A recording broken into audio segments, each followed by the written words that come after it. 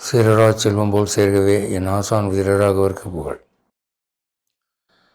அகலகில்லேன் இறையமன் நிலர்மேல் மங்கை உரை மார்பா, நிகரில் புகழாய் விலகுமூன்றுடையாய் என்னை ஆழ்வானே, நிகரில் அமரர் மணிக்கணங்கள் விரும்பும் திருவேங்கடத்தானே, புகழொன்றில்லா அடியேனும் நடிக்கீழ் அமர்ந்து புகுந்தேனே. இன்றைய உபயதாரருக்கு நன்றி கூறி, சில ஸ்மிருதி ரகசியங்கள் என்ற தலைப்பிலே ஸ்மிருதிகளிலிருந்து சில கருத்துக்களை முன்வைக்க இருக்கிறேன். ஹிந்து சாகித்யங்களிலே வேதங்கள், இதிகாசங்கள், புராணங்கள் இவை எவ்வளவு பிரசித்தமோ அவ்வளவு பிரசித்தம் இல்லை ஸ்மிருதிகள். ஸ்மிருதிகள் பல பேருக்கு என்னன்னே தெரியறதில்லை. ஆனால் அதில் நாம் கற்றுக்கொள்ள வேண்டிய விஷயங்கள் நிறைய இருக்குது.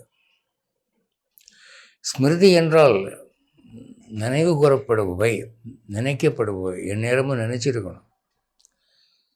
இப்போ ராமாயணம் ராமன் கதையை சொல்லுது, மகாபாரதம் கிருஷ்ணன் கதையை சொல்லுது. ஸ்மிருதி என்ன சொல்லுது என்றால், ஹிந்து லா, ஒரு இந்து எப்படி வாழ வேண்டும், அவன் என்ன வர்ணம், அவன் என்ன பிரிவு, அதற்கேற்ப அவனுக்கு விதிக்கப்பட்ட வாழ்க்கை முறை என்ன, அவன் எதை செய்யக்கூடாது, எதை செய்யலாம், இந்த டூஸ் அண்ட் டோன்ட்ஸ், இந்த அடிப்படையில் தான் இந்திய நீதிமன்றங்களிலே ஒருவன் இந்துவாயிருப்பானையாகி ஹிந்து லா என்ற புக்கை அனுசரித்து அவனுக்கு தீர்ப்பு வழங்கப்படுகிறது. கல்யாணம்னா இஸ்லாத்துலேயும் நடக்குது, கிறிஸ்டியானிட்டிலையும் நடக்குது. ஆனால் இந்து மதத்தில் நடக்கிற கல்யாணத்துக்குன்னு தனியாக விதிமுறைகள் இருக்குது. சப்தபதினு ஒன்று சொல்லுவாங்க, அது நடந்தால் தான் இந்து கல்யாணம் கம்ப்ளீட்டு. இப்படி பல விதிகள் இருக்குது. இந்த வாழ்க்கை நெறிமுறைகளை விதிக்கக்கூடிய ஸ்மிருதிகளிலிருந்து நாம் கற்றுக்கொள்ள வேண்டியவை நிறைய இருக்கின்றன. முக்கியமாக ஒரு 20 ஸ்மிருதிகள் இருக்குது, ஆயிரக்கணக்கான ஸ்லோகங்கள் இருக்கின்றன. அவ்வளவும் பார்க்க முடியாது, முக்கியமாக சிலதை பார்க்கலாம். இன்றைய தினம் நான் அத்ரி முனிவருடைய அத்ரி ஸ்மிருதியிலிருந்து ஒரு 5-6 ஸ்லோகம் சொல்லலாம்னு நினைக்கிறேன். முதல்ல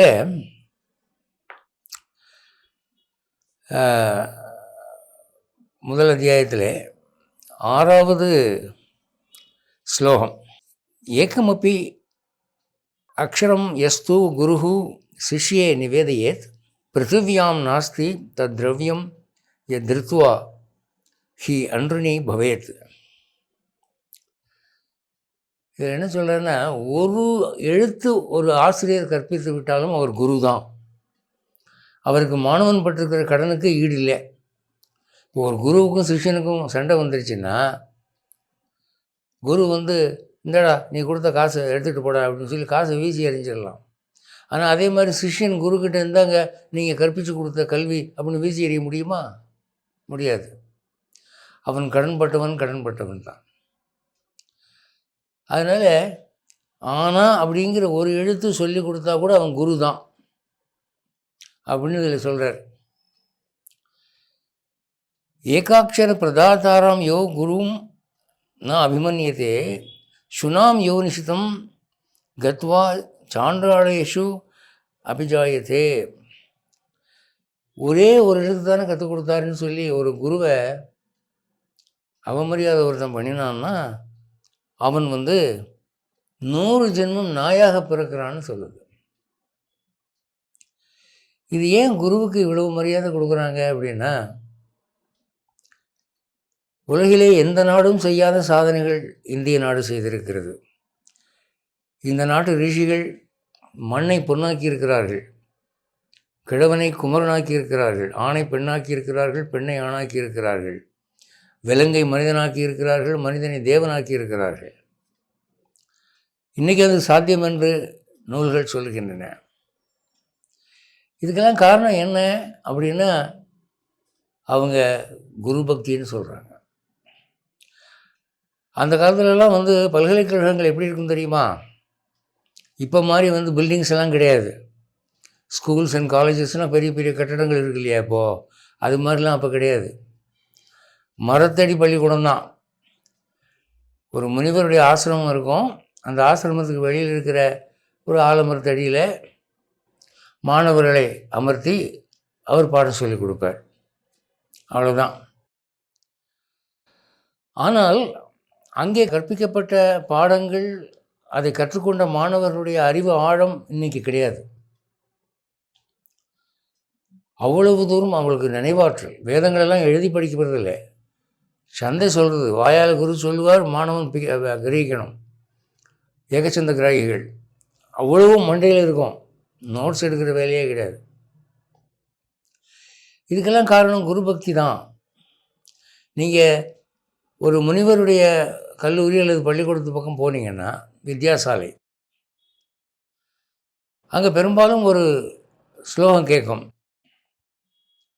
குரு பிரம்மா குரு விஷ்ணு குரு மகேஸ்வரஹா குரு சாட்சாத் பரபிரம்ம தஸ்மை ஸ்ரீ குரவே நமஹ. இப்படியாக அதுதான் முதல் பாடம். குரு பக்தி இல்லாதவனுக்கு எதுவுமே லபிக்காது. இந்திய நாட்டு வெற்றியின் ரகசியம் குரு பக்தி தான். வேறு எந்த நாட்டிலும் இல்லாத ஆன்மீக நூல்கள், இந்தியாவில் உள்ள வேத நூல்கள், அவற்றுக்கு ஈடானவை எவையும் இல்லை என்று சொல்கிறோம் என்றால் அதற்கு காரணம் குரு பக்தி தான். த குரு பக்தாவில் காங்கர் த வேர்ல்டு. குரு மீது பக்தி செலுத்துகிறவன் இந்த உலகை ஆட்டி படைப்பான் என்று விவேகானந்தர் சொல்லுவார். அது உண்மைதான். அவர் உலகை கலக்கினார். அப்போது அதுதான் இங்கே சொல்கிறாரு. ஒரு எழுத்து, இப்போ நம்ம 1ஆம் கிளாஸ் சொல்லித்தராங்க இல்லையா, ஆனா அப்படின்னு, அவரும் குரு தான். ஒரு எழுத்து தானே சொல்லிக் கொடுத்தாரு அப்படின்னு நினைக்கக்கூடாது. புஸ்தகமாக சொல்லிக் கொடுக்குறவரும் குரு தான். ஒரே ஒரு எழுத்து சொல்லிக் கொடுத்தாலும் குரு தான். அன்றாடம் காலையில் எழுந்தவுடன் நான் என்ன பண்ணுவேன், 1ஆம் கிளாஸில் வாத்தியாரில் இருந்து எனக்கு பிஹெச்டி கைடு வரைக்கும் இருந்த அனைத்து ஆசிரியர்களையும் நாராயண ஸ்வரூபமாக நினைத்து வணங்கிவிட்டு தான் வேலையை தொடங்குவேன். கல்வி சோபிக்கணுமா, கற்ற கல்வி சோபிக்கணுமா, பணம் புகழ் வரணுமா, இது ஒன்று தான் வழி, வேறு வழி இல்லை. அதுதான் இங்கே ஸ்மிருதி சொல்லுது. ஏகாட்சர பிரதாதாரம், ஒரே ஒரு எழுத்து மட்டுமே சொல்லிக் கொடுத்தவன் அவன் குரு. இங்கே ஒரே எழுத்து அப்படிங்கிறது ஓம் என்ற பிரணவத்தையும் குறிக்கும். அது ஒரு ஆழமான பொருள். கொஞ்சம் கற்றுக் கொடுத்தாலும் அவன் குருஸ்தானத்தை அடைந்து விடுகிறான். அந்த மரியாதையை இந்த நாட்டில் இருக்கிற வரைக்கும் தான் இந்த நாடு அறிவுபூர்வமான நாடாக இருக்கும். இன்றைக்கி அன்எம்ப்ளாய்மெண்ட் எவ்வளோ இருக்குது, வேலையில்லா திண்டாட்டம். காரணம் என்ன? மாணவர்களுக்கு குரு பக்தி இல்லை. அவர்கள் கற்ற கல்வி பயன் அளிக்கவில்லை, சோபிக்கவில்லை, பணம் வரவில்லை, புகழ் வரவில்லை. எப்படி வரும்? இன்றைக்கி லைஃப்பில் செட்டில்டாக இருக்கக்கூடிய பட்டதாரிகளை கேட்டு பாருங்கள். அவங்களாம் ஆசிரியர்கள்ட்ட பக்தியாக இருந்தவங்க. வாத்தியாரை கல்யாணம் பண்ணவங்க போகிறோம் வீதியில் அழிஞ்சிக்கிட்டு இருக்கான். அதை நாம் கற்றுக்கொள்ள வேண்டும். இந்த ஸ்மிருதி நமக்கு அதை சொல்லுகிறது. அடுத்து, பிராமணனை உயர்ந்தவன் என்று சொல்லக்கூடிய வேதங்களும் ஸ்மிருதிகளும் அவனுக்கு விதித்த நியமனங்கள் ஏராளம். பிராமணங்கிறது லேசான பதவி இல்லை, அதை அடையிறதுக்கு ரொம்ப கஷ்டம். ஏண்டா நம்ம பிராமணனாக பிறந்தோம் அப்படின்னு பிராமணன் நினச்சி வருத்தப்படுற அளவுக்கு அவங்களுக்கு சட்டத்திட்டங்கள் அதிகம். ஒரு ஸ்லோகம் பாருங்கள். ஒரு பிராமணன் பால் வியாபாரம் செய்தான் என்றால் அவன் வியாபாரம் தொடங்கிய 3வது நாள் அவன் சூத்திரனாகி விடுகிறான் அப்படின்னு இந்த ஸ்லோகம் சொல்லுதுங்க. அது என்ன அப்படின்னா, சூத்ரோ பவதி பிராமணக சீர விக்கிரையாத்து. பால் என்பது ஒரு புனிதமான பொருள். பாலை விற்கிறதுங்கிறது கடவுளை விற்கிற மாதிரி.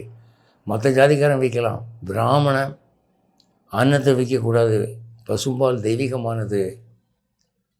அதை நீ தானமாக கொடுக்கலாம், தானமாக வாங்கலாம், காசு பரிமாற்றத்துக்கு அதை ஒரு பொருள் ஆக்காதே என்று சொன்னார்கள். இந்த ஸ்மிருதியிலே சொல்லப்பட்டிருக்கிறது. இன்றைக்கி பார்த்தீங்கன்னா பெரும்பாலான ஹோட்டல்கள் எல்லாம் பிராமணங்க தான் நடத்துகிறாங்க. கரிகாலம். இதை பற்றி நான் ஒன்றும் சொல்கிறது இல்லை. ஆனால் இங்கே அத்திரிமேனவர் சொல்கிறாரு, பாலை கூட பிராமணன் விற்கக்கூடாது அப்படிங்கிறார். இது நமக்கு ஒரு இன்ஃபர்மேஷன். அதாவது ஒரு ஜாதிக்கு மட்டும் இந்து மதம் ரொம்ப சாதகமாக இருக்குதுன்னு இந்து மதத்தை எல்லோரும் குறை சொல்லி சாடுறாங்க இல்லையா, அவங்க இதை பார்க்கணும். இந்த மாதிரி திரையகேன சூத்ரபவதி பிராமணக சீர விக்கிரியாத், 3வது நாள் பால் விற்கும் பிராமணன் சூத்திரனாகி விடுகிறான் அப்படின்னு. பிராமணனுக்கு தானே தண்டனை இருக்குது, மற்ற ஜாதிக்காரனுக்கு இல்லையே. அதையும் பார்க்கணும் இல்லை, நம்ம நடுவர்களுமே அதையும் பார்க்கணும். அடுத்தாப்புல பசு புனிதமான ஒரு பிராணி அப்படின்னு நமக்கு தெரியும், இந்து மதம் தான் நமக்கு சொல்லுது. ஆனால் அதில் நமக்கு தெரியாத விஷயம் ஒன்று இங்கே ஒரு ஸ்லோகத்தில் இருக்குது. என்னென்னா, பசுவின் கொம்புகள் இருக்கு இல்லையா, அந்த கொம்புகளை கழுவின நீர் புனிதமானது அப்படின்னு இந்த ஸ்லோகம் சொல்லுதுங்க. உங்களுக்கு ஒரு பாம்பு பட்டுருச்சு அல்லது ஒரு கொடிய விலங்கு பட்டுருச்சுன்னா அதிலிருந்து நீங்கள் மீளணும், தீட்டு நீங்கணும்னா பசுவின் கொம்பை கழுவின நீராலே நீங்கள் ஸ்நானம் செய்யுங்கள் அல்லது கழுவிக்கொள்ளுங்கள், நீங்கள் தூய்மை அடைந்து விடுவீர்கள். அது கங்கை யமுனையில் குளித்ததுக்கு சமம்ங்கிறார்.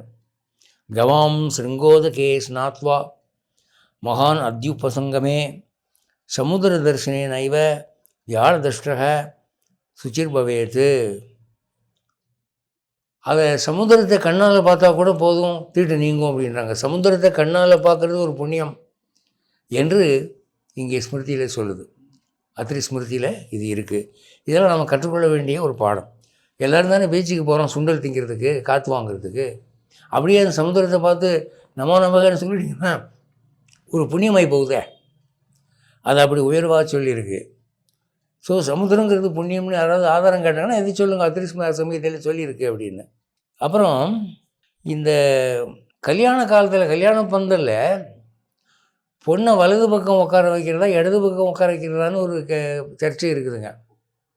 இன்றைக்கி பகுத்தறிவாளர்கள் என்ன சொல்கிறார்கள், பொண்டாடி பக்கத்தில் இருக்கணும் அவ்வளோதானையா, அதானே வலது பக்கம் அதானே இடது பக்கம் அப்படின்னு கேட்குறாங்க. ஆனால் அதுக்கு அத்திரி முனிவர் ஒரு ஸ்லோகமே போட்டிருக்கார்.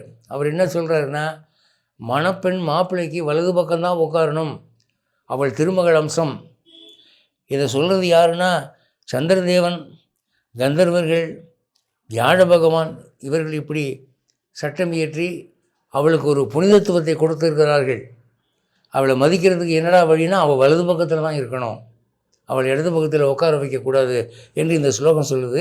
ஸ்ராத்தே யஜ்ஞே விவாகே ச, ஸ்ராத்தம் பண்ணும்போதும் யஜ்ஞம் பண்ணும்போதும் கல்யாணம் பண்ணும்போதும் பத்னி தட்சிணத சதா, மனைவி வலது பக்கத்தில் உட்காரணும். சோமக சௌச்சம் ததௌ தாசாம் கந்தர்வஸ்ச ததா அங்கிரா, வியாழ பகவான், இந்த சந்திரன், அதுக்கப்புறம் கந்தர்வர்கள், இவங்கெல்லாம் சேர்ந்து அந்த விதியை ஏற்படுத்தி இருக்கிறார்கள். அதை நாம் மதிக்க வேண்டும் என்று சொல்லு. ஸோ மனைவியை எந்த பக்கம் உட்கார வைக்கணுங்கிறத முதற்கொண்டு இந்தியன் அதுக்கு விதி வச்சுருக்கிறான், அது சிந்திக்கிறான். வெளிநாட்டுக்காரன் அப்படி இல்லை, எந்த பக்கமாவது உட்காருமா, நீ பின்னால் உட்காரு முன்னால் உட்காரு, என் கண்ணு முன்னால் இதை நிற்காமல் ஒளிஞ்சு போ, எங்களுக்கு அதை பற்றி கவலை இல்லை அப்படின்னு அவங்க மனப்பான்மை. இங்கே அப்படி இல்லை, மனைவியை உட்கார வைக்கிற ஒரு விதத்தில் கூட அவளை கௌரவிக்க வேண்டும், அவள் கிரகலட்சுமி என்று இந்த அத்திரி சமயத்தை சொல்கிறது. அடுத்தது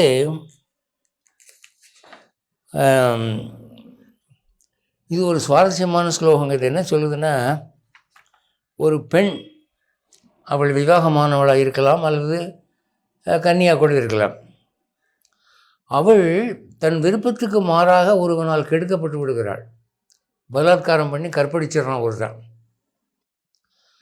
அப்படி இன்னொருத்தன் கைப்பட்டு அழுக்கானவ அவளை நான் ஏற்றுக்கலாமா என்று கணவன்மார்கள் யோசிக்கிறார்கள். இப்போ பாகிஸ்தான் இந்தியா யுத்தம் நடந்தபோது பாகிஸ்தானிய வீரர்கள் இந்திய எல்லைக்குள் இருந்த கிராமத்து பெண்களை கற்பழித்தார்கள். அப்படி கற்பழிக்கப்பட்ட பெண்களுடைய கணவன்மார்கள் அவர்களை தள்ளி வைத்து விட்டார்கள். இவ எச்சிப்பட்டவ, இவ எனக்கு வேண்டியதில்லை அப்படின்னு சொல்லி தள்ளி வைத்து விட்டார்கள்.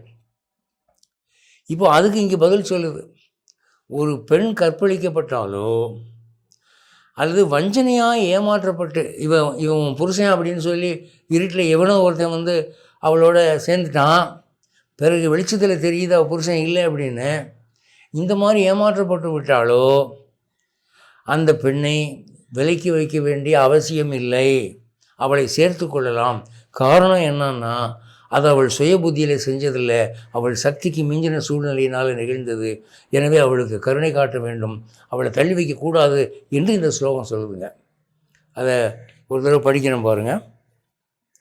ஸ்வயம் விப்ரதிபன்னா யா யதி வா விப்ரதாரிதா பலான் நாரி பிரபுக்துவா வா சௌரபுக்துவா ததாபி வா ந தியாஜ்யா தூஷிதா நாரி ந காமோஸ்யா விதீயதே ரித்துகால உபாசித்த புண்ணிய காலேன சுத்தயதி. அவளுக்கு அடுத்த மாதங்களுக்கு வர்ற வரைக்கும் அவளை தனியாக வச்சிருந்து அது சாந்தி காரியம் பண்ணி சேர்த்துக்குங்க, அவளிடம் இரக்கம் காட்டுங்கள் அப்படின்னு இது சொல்லுதுங்க. இன்றைக்கி என்னமோ பெண்ணையும் பேசுகிறாங்க, இந்து மதம் பெண்ணை அடிமைப்படுத்துதுன்னு சொல்கிறாங்க. அவங்க பெண்ணு மேலே எவ்வளவு இறக்கப்பட்டு இந்த மாதிரி எழுதியிருக்கிறாங்க சொல்லுங்க. ஒரு முனிவர் எழுதுகிறார் இந்த மாதிரி. இன்றைக்கி மாடர்ன் திங்கிங் அதுக்கு ஏற்படுத்தா இல்லை, அதுக்கு எகென்ஸ்டாக இருக்குது. இது ஆச்சரியமான விஷயம் இல்லையா? அப்புறம் அடுத்து இன்னொரு சுவாரஸ்யமான ஒரு செய்தி பாருங்கள். ஒரு தாழ்த்தப்பட்ட இனத்தை சேர்ந்தவன் சாதாரணமாக இந்த யாக காரியங்களுக்கெல்லாம் நான் சேர்த்துக்கிறது இல்லை அப்படின்னு வைங்க. இப்போது கைசிக புராணத்தில் நம்பாடுவான் என்று ஒருத்தன் தான் வந்து நாய் மாம்சம் தின்னக்கூடிய அந்த சண்டாள ஜாதியை சேர்ந்தவன், கோயில்களோடு போக முடியாது, வெளியிருந்து தான் பெருமாளை பாடுவான் அப்படின்லாம் கதை வருது. இப்போது இந்த மாதிரி ஒருத்தனுடைய ஒரு தோட்டத்தில் ஒரு மரம், அது பழங்கள் கொடுக்கக்கூடிய மரம், மாமரம்னு வச்சுக்கோங்க, அல்லது நிறைய பூக்கள் கொடுக்கக்கூடிய ஒரு மரம். இப்போது அவன் அந்த குலத்தை சேர்ந்தவனாக இருப்பதனாலே இதை ஏற்றுக்கலாமா அப்படின்னு சொன்னால் அத்திரி முனிவர் சொல்கிறார், இதுக்கும் ஜாதிக்கும் சம்மந்தம் இல்லை, இயற்கை ஆண்டவன் கொடுத்தது, அது யாரோடதாக இருந்தால் என்ன, அந்த பழங்களை ஏற்றுக்கொள்ளுங்கள், அந்த பூக்களை ஏற்றுக்கொள்ளுங்கள், பூஜைக்கு கூட வச்சுக்கலாம் என்று சொல்கிறார். அந்த ஸ்லோகம் பாருங்கள். அந்தியஜஸ்யது ஏ விருட்சாக பகு புஷ்ப பலோபகாக உபபோக்யாஸ்து தே சர்வே புஷ்பேஷு ச பலேஷு ச. அதனுடைய பழங்களும் பூக்களும் ஏற்புடையதே, அதுக்கும் அந்த ஓனருடைய ஜாதிக்கும் சம்மந்தம் இல்லை என்று சொல்லி பாருங்க. எவ்வளவு புதுமையான புரட்சிகரமான கருத்துக்கள்லாம் அந்த காலத்தில் எழுதியிருக்கிறாங்க. அடுத்து இந்த பால், சில பால் ஏற்றுக்கொள்ளக்கூடாது அப்படின்னு சொல்கிறார். என்னென்னா, ஒட்டகப்பால் குடிக்கக்கூடாது. முசல்மான் வந்து இங்கே வந்த பிறகு, இந்தியாவுக்கு வந்த பிறகு ஒட்டகங்களும் அவன் கூடவே வந்துடுச்சு. பாலைவனத்திலிருந்து, பாலைவன கப்பல் என்று அழைக்கப்படும் ஒட்டகத்தையும் கூட்டு வந்துட்டான். அந்த ஒட்டகமானது மிஞ்சி போனால் கோயில் வாகனமாக வச்சுக்கலாமே தவிர அதனுடைய பால் பருக்கலாகாது. ஆனால் முகலாயர்கள் ஒட்டகத்தின் பால் பிரியமாக சாப்பிடுவாங்க. இன்றைக்கும் கூட இந்தியாவில் பாம்பே மாதிரி இடங்களில் டீ போடுறதுக்கு அந்த பாலை யூஸ் பண்ணுறாங்க, நான் கேள்விப்பட்டேன். அது ரொம்ப டென்ஸாக திக்காக இருக்குமா, ஒரு நாணயமே மிதக்கும், அவ்வளோ திக்காக இருக்கும்னு சொல்லுவாங்க. ஆனால் ரிஷிகள் என்ன சொல்கிறாங்க, அந்த பால் தமோ குணம், நமக்கு ஞானத்தை மறைக்கும், குறைக்கும், பக்தியை கெடுக்கும், வேண்டாம். அதே மாதிரி கரீச்சீரம், கழுதப்பால், சில பேர் குழந்தை பிறந்தவொடனே கழுதப்பால் கொடுக்குறாங்க, அது வேறு விஷயம். மனிதர்கள் அன்றாட யூஸுக்கு கழுதப்பாலம் குடிக்கக்கூடாது. இன்றைக்கி அமெரிக்காவில் கௌபாய் செக்ஷன்லாம் அது நடக்குதுங்க. குதிரைப்பால் கழுதப்பாலம் விலைக்கு விற்கப்படுது, குடிக்கிறாங்க. அந்த மாதிரிலாம் நான் திரைப்படங்களில் பார்த்துருக்கேன். ஆனால் இங்கே சொல்கிற ரிஷி என்ன சொல்கிறார், கழுதப்பால் வேண்டாம், தமோ குணம் அப்படிங்கிறார். அப்புறம் மனுஷீரம், மனித பெண்ணுடைய பால், ஒரு பெண் குழந்தை பெற்று தாய்ப்பால் கொடுத்துக்கிட்டு இருக்கிறார், குழந்தைக்கு ஓகே. ஆனால் வளர்ந்த மனிதர்கள் அந்த பாலை பருகக்கூடாது, ஏன்னா அது தமோ குணம், அது அறிவை கெடுக்கும், அதனால் அது கூடாது அப்படிங்கிறார். பசுமாட்டு பாலே வந்து கன்று போட்ட முதல் 13 நாளைக்கு தொடக்கூடாதுங்க, சீம்பால்னு சொல்லுவாங்க, அது பரமதமோ குணமானது. உஷ்ட்ரீச்சீரம் கரீச்சீரம் மனுஷீச்சீரமேவ, ஒட்டகத்தின் பால், கழுதைப்பால், மனித பெண்ணின் பால், பிராயஷ்சித்தம் சரியத் பீத்வா தப்த கிருச்சினம் திஜோத்தமக, அது ஒருவேளை தெரியாமல் குடிக்கும்படி ஏற்பட்டுட்டா அதுக்கு நீங்கள் வந்து தப்த கிருச்சினம் என்ற சாந்தியாகம் பண்ணணும், அது ரொம்ப மோசமானது என்று இங்கே சொல்கிறார். அடுத்து இந்த மாதவிலக்கு பற்றி ஒரு டாபிக் ஓப்பன் பண்ணுறார். என்னென்னா, மாதவிலக்கு பற்றி இந்து மதம் தாங்க ரொம்ப வலியுறுத்தி சொல்லுது. மற்ற மதங்களில் லேசாக அப்படி பேசுகிறாங்களே தவிர வழிபாட்டு ஸ்தலங்களுக்கே மாதவிலக்குள்ள பெண்கள் போவதாக நம்ம பார்க்குறோம். ஆனால் இங்கே வந்து ஒரு மாதவிலக்காக இருக்கும் பெண்ணை அவளுடைய குடும்பத்தாரை தொடக்கூடாது அப்படின்னு கொண்டு வந்துட்டாங்க. அவள் வீட்டுக்கு தனியே வெளியில் ஒரு ரூமில் இருக்கணும், அந்த 3 நாளும் அவள் யாரோடையும் கான்டாக்ட் ஆகக்கூடாது. அது ரொம்ப வாழாமே சொல்லியிருக்கு, ரொம்ப தூய்மையின்மை சொல்லியிருக்கு. ஆகவே அதை வலியுறுத்தும் விதமாக இங்கே ஒரு ஸ்லோகம் போடுறார். என்ன பண்ணுறாருன்னா, ஒரு பிராமண பெண் அவள் மாதவிலக்காய் இருக்கிறாள், இன்னொரு பிராமண பெண் மாதவிலக்காய் இருக்கிறாள். இந்த மாதவிலக்கு பிராமண பெண்ணும் அந்த மாதவிலக்கு பிராமண பெண்ணும் ஒருவரை ஒருவர் தொடக்கூடாது. அப்படி தொட்டுட்டாங்கன்னா என்ன ஆகும் அப்படின்னா, ஒரு ராத்திரி பூரா அவங்க சாப்பிடக்கூடாது, பட்டினியாக இருக்கணும். சாயந்தரம் 6 மணிலேருந்து பட்டினியாக இருக்கணும், ஒரு ராத்திரி பூரா கடவுளை நினச்சிக்கிட்டு இருக்கணும். அது அவ்வளோ பெரிய தீட்டுங்கிறார். ஒரு தீட்டு பொம்பளை இன்னொரு தீட்டு பொம்பளையும் தொடக்கூடாதுன்றாங்க பாருங்கள். இது பிராமண ஜாதிக்கு மட்டும் இல்லை, எந்த ஜாதி பெண்ணாக இருந்தாலும் சரி மாதவிலக்காக இருந்தால் ஒதுக்கு தான், அந்த டச் வேண்டாம். அப்போது இங்கே தீட்டு என்பது ஜாதி அடிப்படையில் ஏற்பட்டது அல்லங்கிறதுக்கு இது ப்ரூஃபுங்க. இது ஜாதி அடிப்படையில் ஏற்பட்டதல்ல. சில தமோ குணமான பொருள்கள், காலங்கள், காரியங்கள் நமக்கு வேண்டாம், நம்ம அறிவை ஞானத்தை பாதிக்குதுங்கிறதுக்காக அவங்க எழுதி வச்சாங்க. அதான் சொல்கிறாரு, ஸ்பிருஷ்டா ரஜஸ்வல அந்யோன்யம் பிராமணியா பிராமணீச்ச யா ஏகராத்திரம் நிராகாரா பஞ்சகவ்யேன சுத்தியதே. அந்த ராத்திரி முடிஞ்ச பிறகு, அதுக்கப்புறம் அந்த மாதவிலக்கு முடிஞ்ச பிறகு பஞ்சகவ்யம் சாப்பிடணும். பஞ்சகவ்யம் சாப்பிட்றதுன்னா என்ன? பஞ்சகவ்யம் என்றால் பசுவினுடைய 5 பொருள்கள் இது கலந்தால் அதுக்கு பேர் பஞ்சகவ்யம்னு பேர். அது என்னென்னா, பசுமாட்டு சாணம் கோமயம், பசுவனுடைய மூத்திரம், அடுத்து நெய், அடுத்து பால், அடுத்து தயிர். இந்த 5 பொருள்களும் சேர்ந்தால் அதுக்கு பேர் பஞ்சகவ்யம். அந்த பஞ்சகவ்யம் எப்படி தயார் பண்ணுறதுங்கிறதுக்கு ஒரு ஸ்லோகம் போடுறார். எப்படின்னா, 1 பங்கு மாட்டுச்சாணத்தில்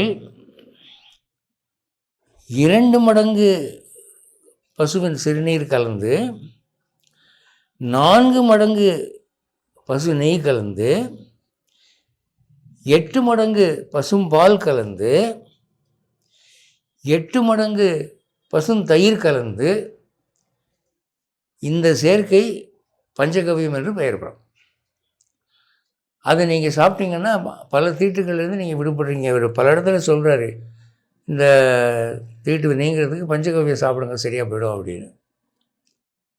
இதை அந்த காலத்தில் ரொம்ப பிரசித்தியாக மக்கள் மத்தியில் இருந்ததுனால இப்போ நான் எடுத்து சொல்கிற மாதிரி யாருக்கும் எடுத்து சொல்ல வேண்டிய அவசியம் இல்லாமல் இருந்தது, எல்லாருக்கும் தெரியும் அது என்னென்னு. ஆனால் இன்றைக்கி பஞ்சகவ்யம்னா என்னென்னு தெரியாமல் போச்சு. அதுக்கு தான் சொல்கிறேன், இந்த ஸ்லோகத்தில் என்ன போட்டிருக்குன்னா, சக்ருத் திகுணோ கோமூத்திரம் சர்பிர்தத்யாத் சதுர்குணம் சீரம் அஷ்டகுணம் தேயம் பஞ்சகவ்யே ததா ததி.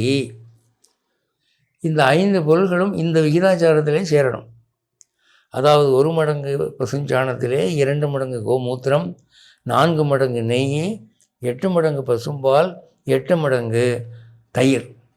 இது பஞ்சகவ்யம் என்று அழைக்கப்படும். உங்களுக்கு இவ்வளவு தயிர் பால் நெய்யும் சேரும்போது உங்களுக்கு அன்பிளசன்ட் டேஸ்ட் வராது, முழுங்கிடலாம். இது அந்த காலத்தில் ரொம்ப பிரசித்தமாக இருந்தது. அப்புறம் பசுமாட்டை பற்றி ஒரு விஷயம் சொல்கிறாருங்க. அது என்ன அப்படின்னா, எல்லா பசுவினுடைய பாலும் நமக்கு ஏற்படுத்தல்ல.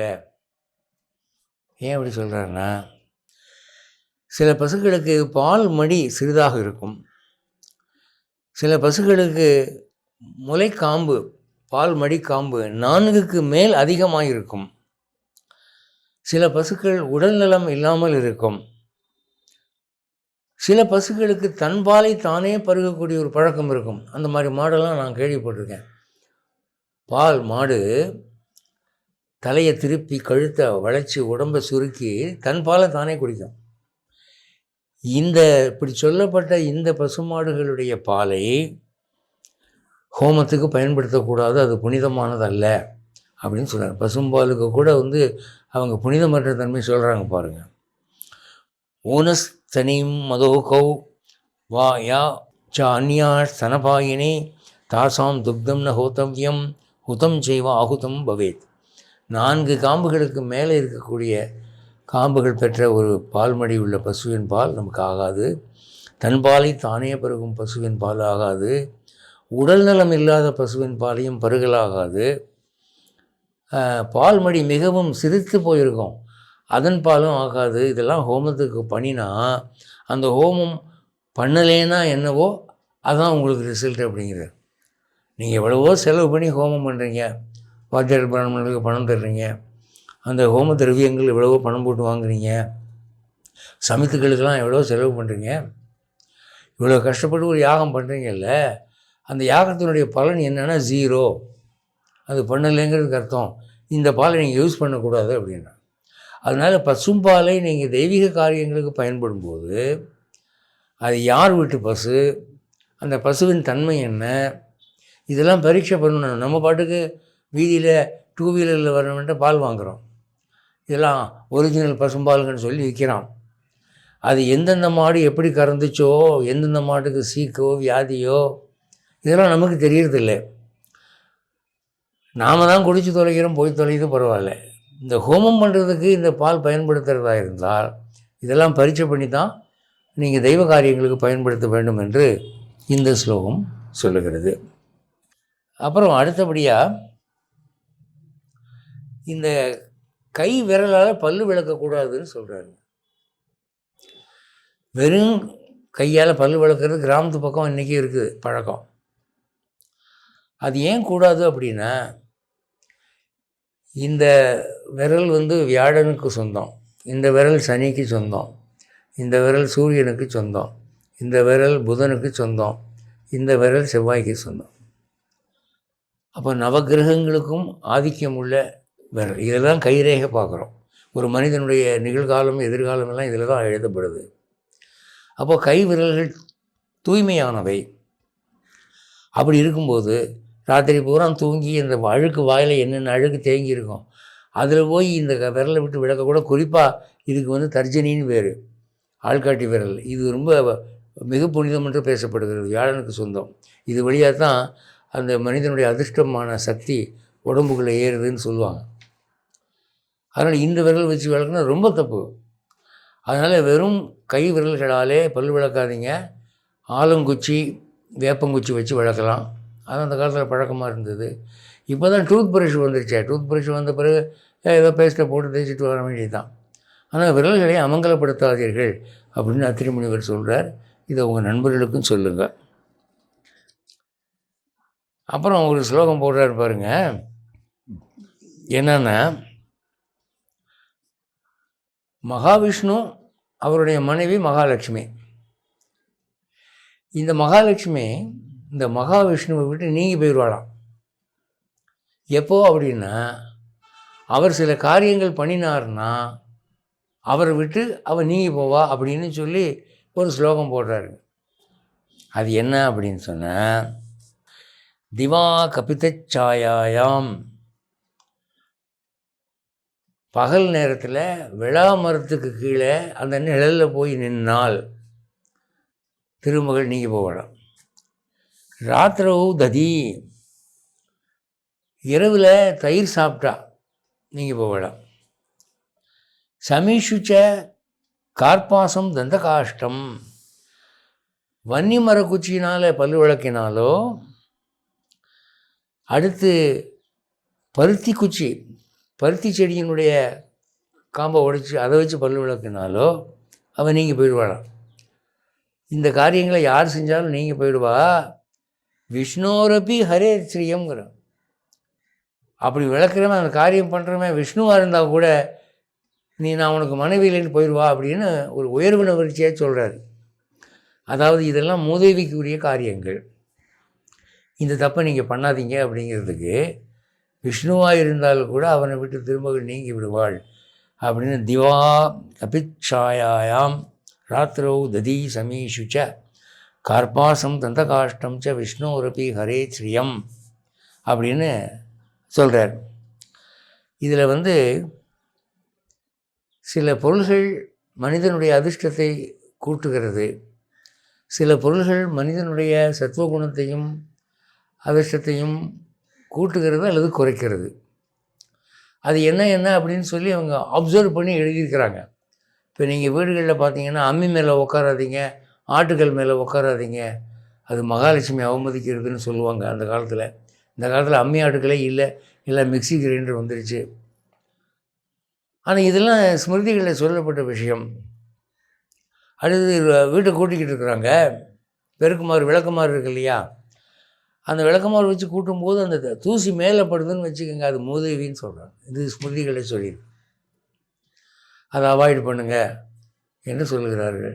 இப்படி சின்ன சின்ன விஷயங்கள் தான். இதையெல்லாம் இந்தியர்கள் கடைப்பிடித்ததுனாலே என்ன நன்மை அப்படின்னா, இப்போ சில பேர் கேட்குறாங்க, மேல் நாடுகளில் இதெல்லாம் யாருங்க கடைப்பிடிக்கிறாங்க, அவங்க செழிப்பாக இல்லையா அப்படின்னு கேட்குறாங்க. அங்கே அவங்க கண்ட பலன் பணம் ஒன்று தாங்க. அதுவும் காரணம் என்னென்னா, அதிகமான நிலப்பரப்பிலே குறைவான ஜனத்தொகை அங்கே இருக்கிறதுனால அந்த நிலத்தின் வளங்களை எல்லாம் பகிர்ந்து கொள்ளக்கூடிய ஜனத்தொகை கம்மியாக இருக்குது. அதனால டாலர் வேல்யூ அங்கே அதிகமாக இருக்குது. இங்கே அப்படி இல்லை. இங்கே நிலப்பரப்புக்கு சவாலாக இருக்கக்கூடிய அளவு ஜனத்தொகை இங்கே இருக்குது. சுதந்திரம் அடைகிற போது 40 கோடி மக்கள் தான் இருந்தாங்க. இப்போது 140 ஆகிப்போச்சு. ஆனால் அதே நிலப்பரப்பு தான், அதே வளங்கள்னால தான் நம்ம ஷேர் பண்ணிக்கிட்டு இருக்கோம். அப்போது டாலர் வேல்யூ வச்சு பேசக்கூடாது.